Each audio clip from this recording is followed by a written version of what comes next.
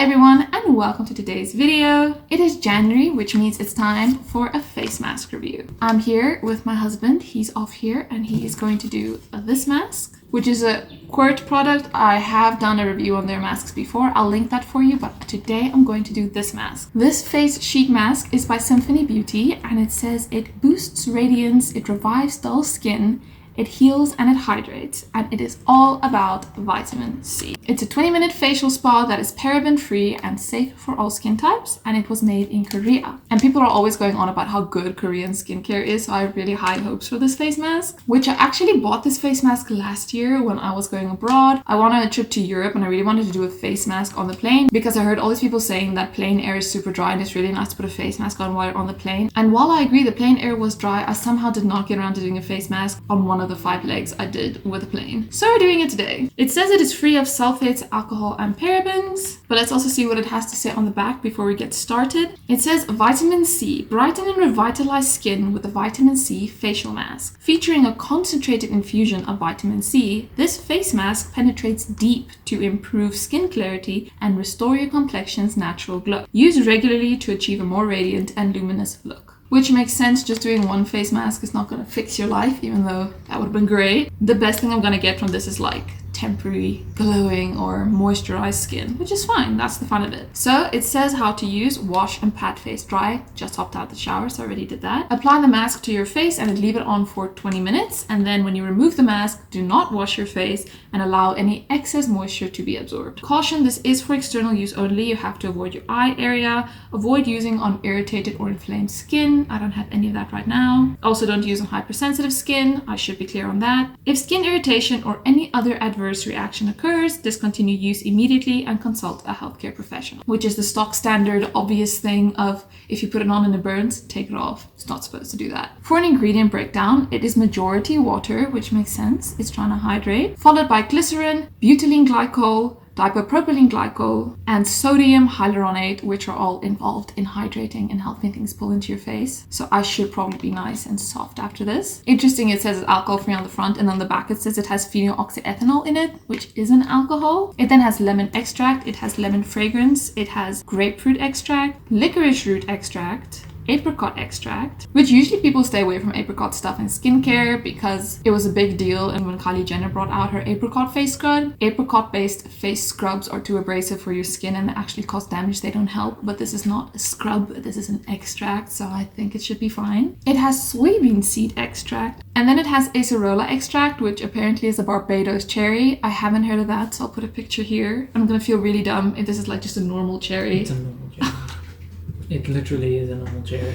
But that's what it's called, an acerola. Finally, this is 23 grams. Super unfair, yours is 25 grams. Hectic. It is hypoallergenic and no animal testing was done, which means it is cruelty-free. It even has the Leaping Bunny stamp of approval on the back. It is paraben-free, sulfate-free, and not as alcohol-free as they claim it is. Then it has this typical symbol you have on the back of a beauty product, which says how long after you've opened a product you can keep using it safely. And this is because while something is still closed, it is a closed system. There's nothing being introduced into it, so nothing's going to spoil it. But once you open it, you start touching with your hands or your brushes that have touched your face. You're introducing microbes and things to the product which can spoil it, and the preservatives that are in the product are only meant to resist that for so long. So that is what that little thing means. But it says you can open this face mask and use it for 3 months and it should still be fine, which I don't think is the case. I hope no one's opening face masks and just letting them sit around like that and then trying to use them. Aren't they just going to dry out? Yeah, I don't think that's a good idea. That probably is a bit of like an admin thing where the products in the ingredient lists can typically last for 3 months, but not in this specific format. And then finally it says the expiration date is April of 2025, which means we're still good to go. Now usually this time of year is pretty hot, but it's been cloudy and rainy the last few days, so we did not put these in the fridge the way we usually would. But if you want a nice and refreshing face mask, you're welcome to do that. But now it's finally time for the mask. So what I'm going to do is I'm going to take my ring off because I don't want glycols and stuff on my ring, and I'm going to tie my hair up out of my face so it doesn't get in the face mask. I usually do a bit of a funny hairstyle, but my hair is wet because I just washed it. So I think I'm gonna give myself a little thing back here. That's gonna have to be the funny hairstyle for today. A bit of a unicorn bun while the rest of this hair still air dries a bit. Now I did grab this lip therapy to put on before the mask because some masks say keep away from your mouth, but this one doesn't, and nothing in it sounds too dangerous, so I'm gonna put it on my lips as well because I haven't put anything on after the shower, and if you know me, I'm dry. So I am gonna open this up.